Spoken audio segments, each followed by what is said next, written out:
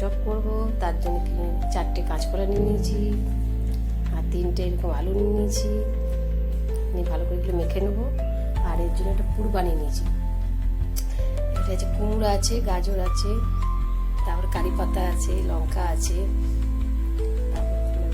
আদা আছে, তো সব দিয়ে ক্যাপসিকাম আছে, সব কিছু দিয়ে একটা ডো বানিয়ে নিয়েছি। আর একটু আলু দিয়েছি, 2টো এরকম আলু দিয়েছি। ডোটা বানিয়ে নিয়েছি, নিয়ে একটা পুর বানিয়ে নিয়েছি। তো এই পুরটা রেডি হয়ে গেছে। তো পুরটা এখন গরম আছে।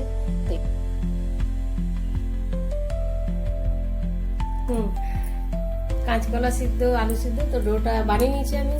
তো আমি 2টো করে দেখিয়ে দিচ্ছি কেমন করে করতে হবে। তো আপনারা কোনোদিন এইভাবে করে খাননি, তো করে খেয়ে দেখবেন। তো আমি এই মিক্সি ওটাতে ভরে দেবো।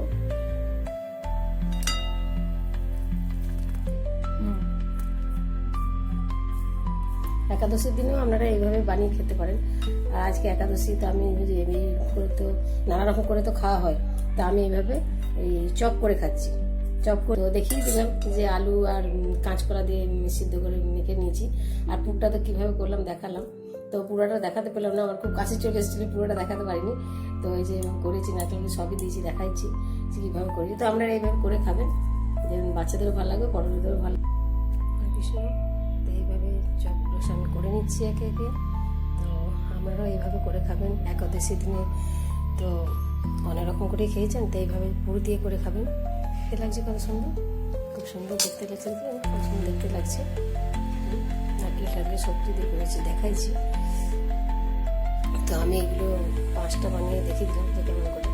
বন্ধুরা, এই আলুটা আমি বাড়িতে বানাইছি আলুর। তো তোমরা যদি বলো কমেন্ট করে জানাবেন, আমি দেখাতে পারি। তো আমি এইগুলো হালকা করে মাখিয়ে যে এইভাবে করে খেয়ে দেবো।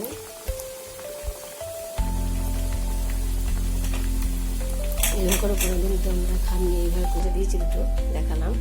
তো এইগুলো এইভাবে মাখিয়ে রেখে দিচ্ছি এক একে সব। একটু ঝেড়ে নিতে হবে। তো তেলটা একটু সাদা হবে, কোনো অসুবিধা নেই। তো এইভাবেই আমি হরে কৃষ্ণ।